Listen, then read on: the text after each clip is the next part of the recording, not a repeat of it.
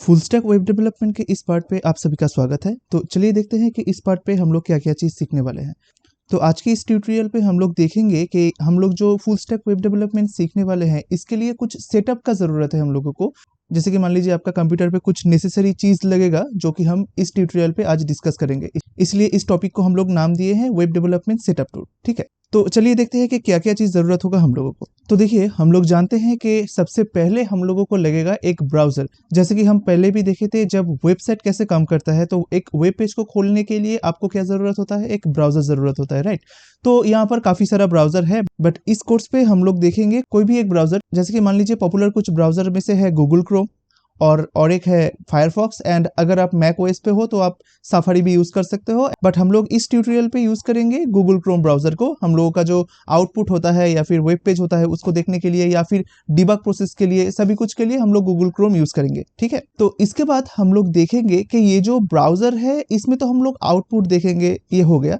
But ये output देखने के लिए हम लोगों को कुछ लिखना पड़ेगा, राइट? जैसे कि हम लोग देखे थे प्रीवियस ट्यूटोरियल पे कि हम लोग को HTML जानना पड़ेगा, CSS जानना पड़ेगा, जावास्क्रिप्ट जानना पड़ेगा। तो ये जो HTML, CSS एंड JS हो गया, इन सभी चीजों को हम लोग कहाँ पर करेंगे? राइट, टेक्स्ट एडिटर पे या फिर कोड एडिटर पे। तो चलिए हम लोग देखेंगे कि ये जो कोड एडिटर है ये क्या है। देखिए, आप जब एक वेब पेज को तैयार करोगे या फिर कोई भी डेवलपमेंट के लिए कुछ भी तैयार करोगे तो आपको लिखना पड़ेगा, राइट? क्योंकि आप जब HTML के द्वारा एक वेब पेज तैयार करोगे आपको HTML का कोडिंग लिखना पड़ेगा। तो इसी के लिए मीन्स ये जो लिखने का काम है, इसके लिए यहाँ पर ढेर सारा आपका कोड एडिटर है। तो इन्हीं में से कुछ कुछ पॉपुलर्स भी है। तो इनमें से ही एक कोड एडिटर है आपका VS कोड, जो कि हम लोग यूज करेंगे इस ट्यूटोरियल पे। एंड उसके बाद एक पॉपुलर एडिटर है जिसका नाम है एटम, एंड उसके बाद है आपका सबलाइम टेक्स्ट, उसके बाद आता है ब्रैकेट्स, उसके बाद आता है नोटपैड प्लस प्लस।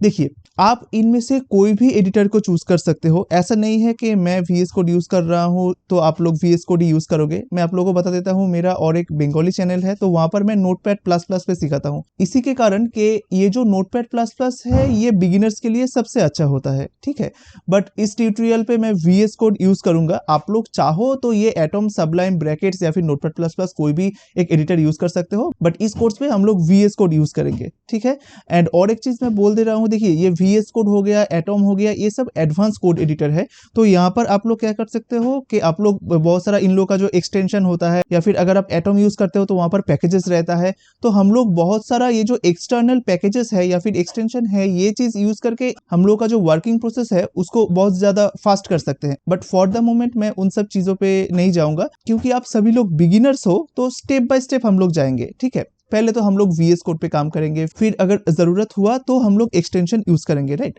बहुत सारा आप लोग ट्यूटोरियल देखे होंगे जहां पर पहले से ही VS कोड इंस्टॉल करने के बाद वो सब एक्सटेंशन इंस्टॉल किया जाता है। बट आप लोग बिगिनर्स हो, आप लोगों को पहले तो कोडिंग सीखना पड़ेगा कि HTML किस तरह से लिखता है, उसके बाद आता है कैसे फास्ट कोडिंग लिखा जाता है, राइट?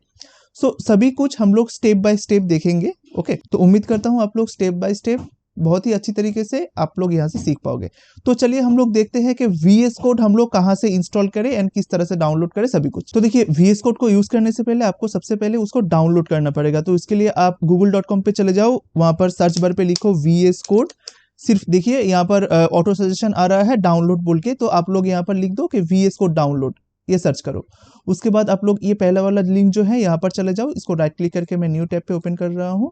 तो देखिए यहाँ पर से आप VS कोड डाउनलोड कर सकते हो, राइट? देखो यहाँ पर विंडोज के लिए है, लिनक्स के लिए है एंड मैक ओएस के लिए है। तो आप लोग जिस किसी भी ऑपरेटिंग सिस्टम पे हो आप उसी के लिए ये डाउनलोड कर सकते हो। फॉर द मोमेंट हम लोग विंडोज के लिए डाउनलोड करेंगे। तो यहाँ पर से जो डाउनलोड बटन है इसको क्लिक कर दो।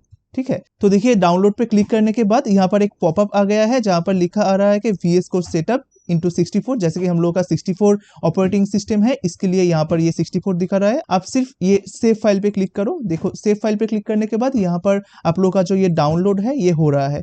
तो देखिए ये डाउनलोड हो गया है, एंड देखिए मैं पहले से ही VS कोड को डाउनलोड कर चुका हूँ, तो इसीलिए यहाँ पर ये ब्रैकेट्स पे 2 आ रहा है, राइट? तो देखिए VS कोड डाउनलोड हो जाने के बाद अगर आप चाहते हो कि मैं यहाँ से ही इंस्टॉल कर लूंगा तो सिर्फ यहाँ पर क्लिक कर दो आप लोग। हाँ, अगर आप फोल्डर पे क्लिक करोगे तो आप लोगों को जो डाउनलोड हुआ है ये जो फाइल, तो वो आपको डाउनलोड सेक्शन पे लेके जाएगा, जहां पर आपको फिर ये डबल क्लिक करके इंस्टॉल करना पड़ेगा। जैसे कि मान लीजिए मैं अगर अभी ये फोल्डर पे क्लिक किया, देखिए ये जो VS कोड डाउनलोड होके जहां पर है अभी वहां पर ले गया, तो मुझको क्या करना पड़ेगा, यहाँ पर डबल क्लिक करके इसको इंस्टॉल करना पड़ेगा, जैसे कि होता है।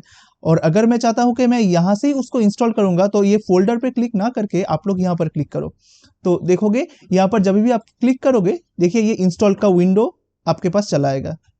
थोड़ा देर वेट कर लीजिए। देखिए यहाँ पर इंस्टॉलेशन विजार्ड आ गया है। तो किसी भी नॉर्मल सॉफ्टवेयर को आप जैसे इंस्टॉल करते हो, जैसे कि आई एक्सेप्ट, फिर नेक्स्ट नेक्स्ट नेक्स्ट करके जो फिनिश करते हैं, आप लोग उसी तरह से इसको इंस्टॉल कीजिएगा। यहाँ पर आप लोग चाहते हो तो ये जो सभी जो टिक मार्क है इसको ऑन रखिएगा, अगर अनटिक है या फिर अनचेक है तो उसको चेक करके उसके बाद नेक्स्ट कीजिएगा। तो इसका इंस्टॉलेशन प्रोसेस बहुत ही सिंपल है, मैं नहीं दिखा रहा हूं, मैं उम्मीद करता हूं आप लोग ये कर पाओगे। तो ये जब भी आपका इंस्टॉल हो जाएगा, आप आपके डेस्कटॉप पे उसका जो VS कोड का जो आइकॉन है वो ढूंढ पाओगे, या फिर आप लोग एक काम कर सकते हो, यहाँ पर जो सर्च आइकॉन है यहाँ पर क्लिक करो, यहाँ पर VS कोड लिख के सर्च करो। देखो मैंने VS कोड लिखा एंड मेरे पास जो VS कोड का जो ऐप है या फिर VS कोड का जो सॉफ्टवेयर है वो चलाया। ठीक है, आप सिर्फ यहाँ पर एक क्लिक कर दो, यहाँ पर जस्ट एक क्लिक कर दो, देखो VS कोड ओपन हो जाएगा। तो आप अगर फर्स्ट टाइम ये VS कोड सॉफ्टवेयर को ओपन करोगे तो यहाँ पर आप लोग देखिएगा, यहाँ पर एक वेलकम विंडो आता है। तो आप अगर चाहते हो कि हर एक बार आप जब VS कोड ओपन करोगे तो वो वेलकम विंडो ना आए, तो यहाँ पर आप लोग देखोगे ठीक इस जगह पर एक टिक मार्क आता है। ठीक है, जहां पर लिखा हुआ होता है कि आप लोग हर बार जब VS कोड ओपन करोगे तो ये वेलकम विंडो को देखना चाहते हो या फिर नहीं चाहते हो, तो यहाँ पर टिक किया हुआ होता है बाय डिफॉल्ट, तो उसको अनचेक कर दोगे आप लोग। ठीक है, एंड यहाँ पर से जो आपका एक वेलकम का जो फाइल होता है तो इसको आप लोग क्रॉस कर दोगे। तो फिर से क्या होगा कि आप जब भी VS कोड को ओपन करोगे तो बाय डिफॉल्ट जो वेलकम स्क्रीन आता है वो नहीं आएगा। ठीक है, ये चीज आप लोग देख लीजिएगा। तो देखिए हम लोगों का VS कोड ओपन हो गया है। तो देखिए बाय डिफॉल्ट जब आप VS कोड को ओपन करते हो तो इसका जो कुछ डिफॉल्ट थीम है वो यहाँ पर रहता है। तो देखिए मैंने क्या किया, यहाँ पर एक HTML फाइल को ओपन किया। अभी के लिए आपको समझने का जरूरत नहीं है कि ये सब कोड क्या है, आप सभी लोग धीरे धीरे सीख जाओगे कि ये सब क्या बोलते हैं इसको, ये हेड क्या है, ये पी क्या है, ये डिफ क्या है, आप सभी कुछ सीख जाओगे स्टेप बाय स्टेप। तो अभी के लिए मान लीजिए कि ये एक HTML फाइल है एंड यहाँ पर कुछ लिखा हुआ होता है। ठीक है, एंड आप जब भी कुछ फाइल्स को यहाँ पर खोलोगे तो ये जो थीम है ये इस तरह से दिखता है, राइट। सो आप चाहो तो इसी जो बाय डिफॉल्ट थीम है इसको यूज कर सकते हो, एंड आप चाहोगे तो इस जो थीम है इसको आप चेंज भी कर सकते हो VS कोड पे। तो ये किस तरह से, देखिए इसके लिए आप लोग यहाँ पर क्लिक करोगे एक्सटेंशन पे, एंड यहाँ पर बहुत सारा एक्सटेंशन होता है जो कि VS कोड का जो वर्किंग एनवायरनमेंट है इसको एनहेंस करता है, राइट। सो यहाँ पर आप लोग क्या करोगे, यहाँ पर आप कोई भी थीम हो, कोई भी लेटेस्ट थीम हो आप सर्च कर सकते हो।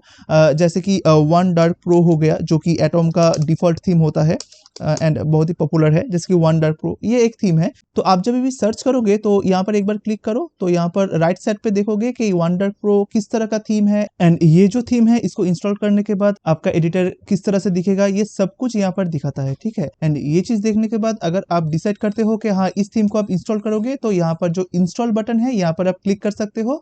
तो ये जो थीम है ये ऑटोमेटिकली आपके सिस्टम पे इंस्टॉल हो जाएगा। ठीक है, एंड और भी बहुत सारा आपका थीम है, जैसे कि आपका शेड ऑफ पर्पल हो गया, ड्रैकुला हो गया, उसके बाद कोबल्ट 2 हो गया, बहुत सारा थीम है, आप लोग देख सकते हो, कोई दिक्कत नहीं होगा। जैसे अगर आप मान लीजिए जैसे आप चाहते हो कि वन डार्क प्रो को इंस्टॉल करोगे, तो यहाँ पर जस्ट इंस्टॉल पे क्लिक कर दो। देखिए यहाँ पर कुछ ही समय के बाद देखिएगा ये इंस्टॉल हो जाएगा, एंड यहाँ पर आपका एक पॉपअप आएगा, यहाँ से आपका वन डार्क प्रो इस वाले ऑप्शन को चूज कर दो। तो यहाँ पर देखोगे आपका जो ये थीम है ये पूरा चेंज हो गया। ठीक है, तो आप लोग यहाँ से काफी सारा थीम इंस्टॉल कर सकते हो। तो फॉर द मोमेंट मैं आप लोगों को सिखाऊंगा यहाँ से कोई भी एक थीम हो गया। हम लोग जैसे कि मान लीजिए कि ये देखिए यहाँ पर कोबल्ट 2 है, ड्रैकुला है, एंड इसके बाद आपका वन डार्क प्रो मैंने अभी इंस्टॉल किया, शेड ऑफ पर्पल है, एंड बहुत सारा थीम है। ठीक है, आप कोई भी एक थीम को लेकर जो भी आपको सुइटेबल लगे आप लोग सीख सकते हो, कोई बात नहीं। ठीक है, तो फॉर द मोमेंट मैं ड्रैकुला को चूज किया, एंड यहाँ पर आप लोग देख सकते हो कि हर एक जो फाइल है इसके साइड पे एक आइकॉन है। तो ये चीज किस तरह से आता है, ये भी एक एक्सटेंशन के माध्यम से ही आता है।